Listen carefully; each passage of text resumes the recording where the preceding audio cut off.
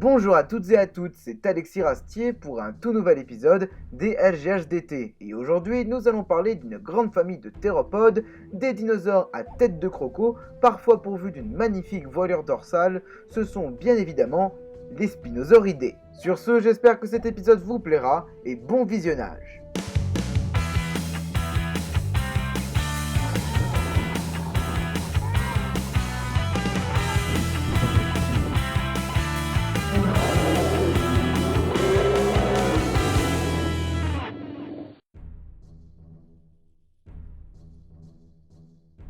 Les Spinosauridés formaient une famille de théropodes dont le genre type est Spinosaurus. Cette famille se compose à l'heure actuelle de plus d'une dizaine de genres, dont la plupart ont tous vécu au Crétacé inférieur. Les Spinosauridés constituaient le groupe frère des Mégalosauridés, une grande famille de théropodes primitifs ayant vécu au cours du Jurassique moyen, auxquels appartiennent Eustreptospondylus ou encore Megalosaurus. Mais aussi des Piatnikisauridés, une famille de théropodes primitifs considérés comme les plus proches parents des Spinosauridés. Ces trois grandes familles constituent à l'heure actuelle, je dis bien à l'heure actuelle car la science bouge, une super famille qu'on appelle les Mégalosauroïdés. Et bien maintenant, parlons de nos dinos à tête de croco, les Spinosauridés. Les Spinosauridés forment une famille assez diversifiée qui fut créée en 1915 par Ernst Trömer lui-même, un grand paléontologue allemand qui a décrit Spinosaurus aegyptiacus, un genre que nous verrons par la suite. Les Spinosauridés sont connus dès le Tithonien, dernier étage du Jurassique, à travers des dents coniques caractéristiques découvertes en Tanzanie. Ces dents auraient appartenu à un genre que l'on connaît assez bien aujourd'hui, Ostafricasaurus. La plupart des Spinosauridés ont tous vécu au cours du Crétacé inférieur, du Berriasien au Turonien, de moins 145 à moins 90 millions d'années.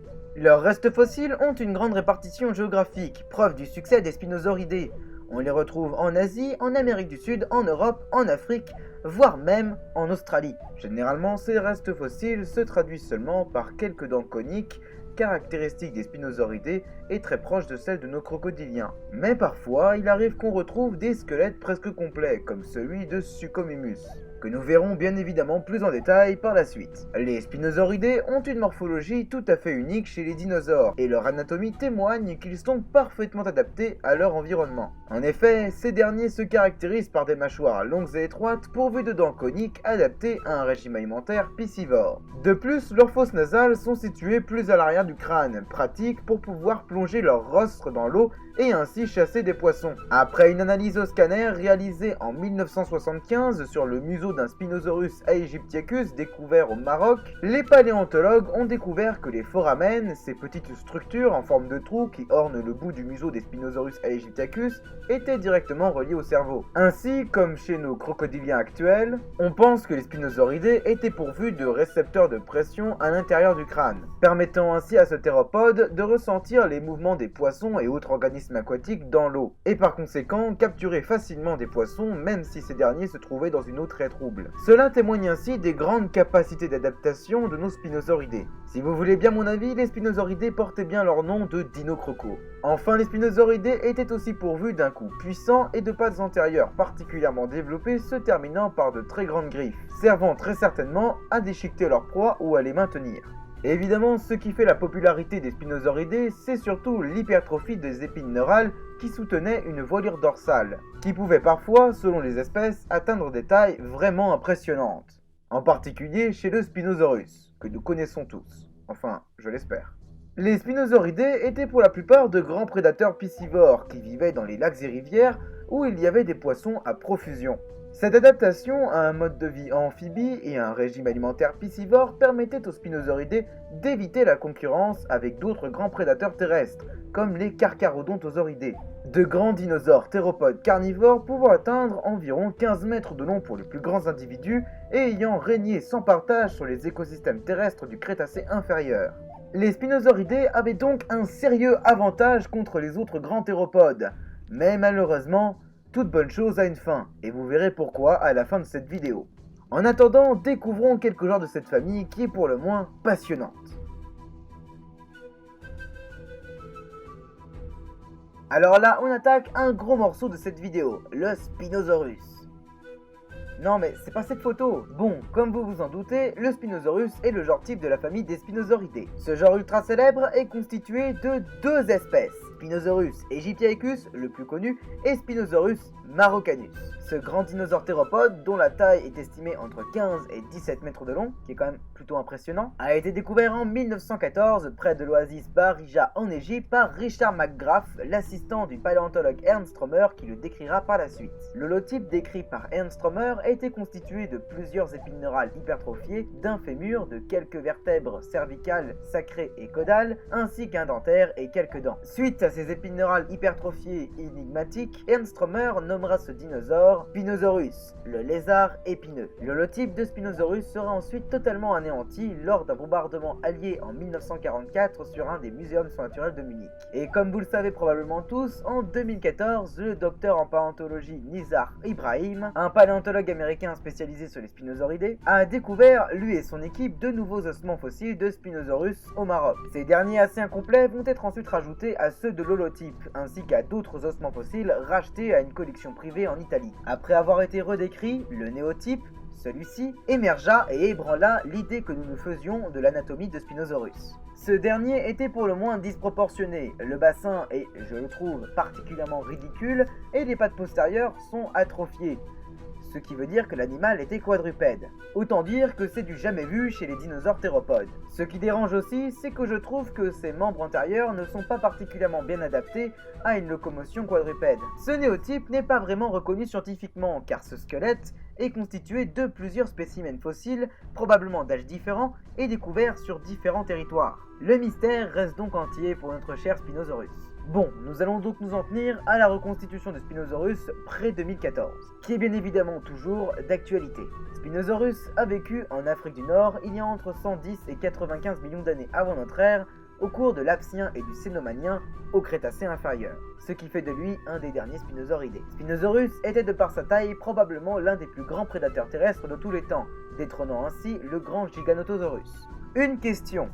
Comment expliquer cette taille ? Eh bien, comme nous l'avons vu, les Spinosauridae étaient adaptés à un mode de vie semi-aquatique et un régime alimentaire piscivore. Par conséquent, il évitait la concurrence avec d'autres prédateurs terrestres et il pouvait donc davantage se nourrir. De plus, il faut savoir qu'au cours de l'Aptien, l'Afrique du Nord était recouverte de vastes marécages tropicaux, soit un environnement deltaïque et marécageux. La faune ictienne était alors très diversifiée, ce qui permettait aux Spinosauridae d'atteindre des tailles colossales. Enfin, cette taille devait aussi jouer un rôle pour intimider d'autres grands théropodes, comme Carcharodontosaurus. Spinosaurus était caractérisé, comme tous les Spinosauridae, par la forme spécifique de ses mâchoires, mais aussi par l'os nasal, qui formait une crête osseuse qui ornait le haut du crâne, ainsi que ses pattes antérieures puissantes et sa voilure dorsale gigantesque, probablement très vascularisée, et qui devait arborer de très belles couleurs vives. Concernant la fonction de cette voile, les paléontologues écartent de plus en plus la fonction thermorégulatrice, car évidemment, comme tous les dinosaures théropodes, le Spinosaurus était très certainement endotherme et homéotherme, soit à sang chaud. Par contre, elle devait jouer un rôle non négligeable pour intimider d'éventuels rivaux et ainsi séduire des femelles.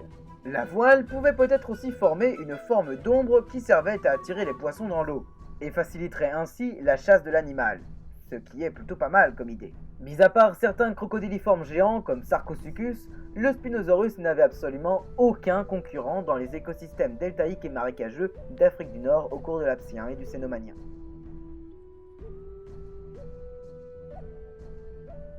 Le Baryonyx, dont l'espèce type est Baryonyx walkeri, est l'un des Spinosauridae les mieux connus, et a été découvert en 1983 par le paléontologue William J. Walker dans la fosse argileuse de Smokejack, en Angleterre. Suite à la découverte en hiver 1983 d'une griffe géante appartenant vraisemblablement à Baryonyx walkeri, les fouilles vont ensuite continuer dans la fosse, heureusement d'ailleurs, et cela permettra d'exhumer un squelette presque complet de Spinosauridae, que l'on nommera Baryonyx walkeri.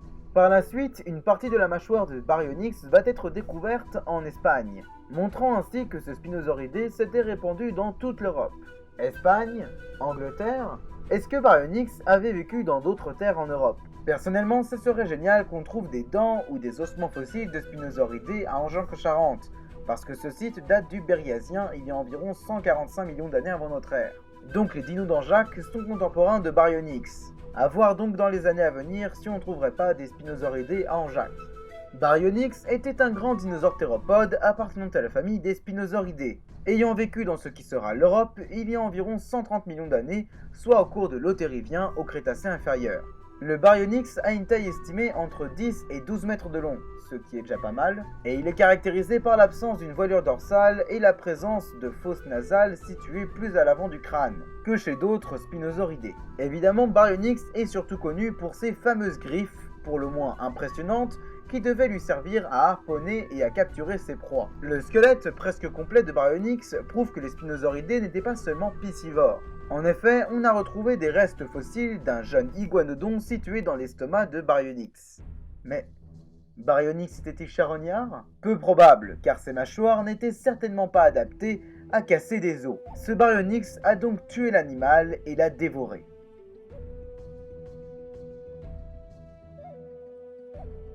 Irritator, un spinosauridé sud-américain, dont l'espèce type est Irritator challengeri, nommé en l'honneur du professeur Challenger, un personnage du Monde perdu de Sir Arthur Conan Doyle, a été découvert en 1996 par les paléontologues Marty et Cruikshank dans l'est du Brésil. C'est un magnifique crâne de 80 cm qui fut découvert et qui a malheureusement été modifié artificiellement par des contrebandiers, pour évidemment faire grimper le prix du fossile. Les paléontologues, fortement irrités par ces modifications, vont nommer le dinosaure Irritator, dû à leur énervement et à leur frustration, ce qui se comprend. En 2004, d'autres ossements d'Irritator vont être découverts comme une partie de la colonne vertébrale, ce qui complète son squelette.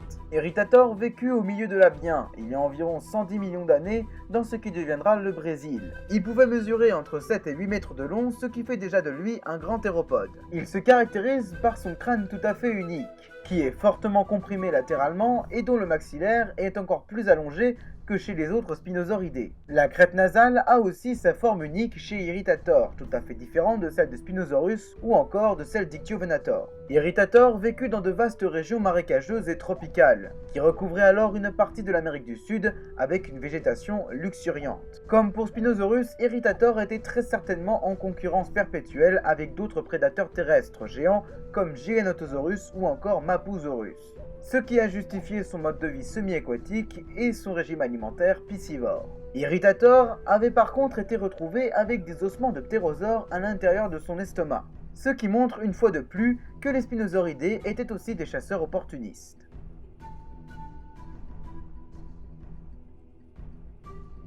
Partons maintenant en Asie du Sud-Est pour découvrir un nouveau Spinosauridé, Ichthyovenator laosensis, l'espèce type du genre Ichthyovenator, qui a été découvert en 2011 par le paléontologue français Ronan Alain dans le bassin de Snævagnekt au Laos. L'holotype d'Ichthyovenator se traduit par plusieurs vertèbres caudales, cervicales, dorsales et sacrées, ainsi que d'épines neurales hypertrophiées, un bassin entier, plusieurs dents et une côte. Ichthyovenator vécut au cours de l'Albien il y a environ 110 millions d'années au Crétacé inférieur dans ce qui deviendra le Laos. Et il se caractérisait surtout par sa voilure dorsale dont la forme était caractéristique. Comme tous les Spinosauridae, il était piscivore, car en plus de son anatomie particulièrement bien adaptée à ce régime alimentaire, on a découvert dans l'estomac d'Ichthyovenator des restes de poissons fossilisés. Il devait donc chasser divers organismes aquatiques dans les lacs et rivières qui parcouraient autrefois le Laos de l'Albien.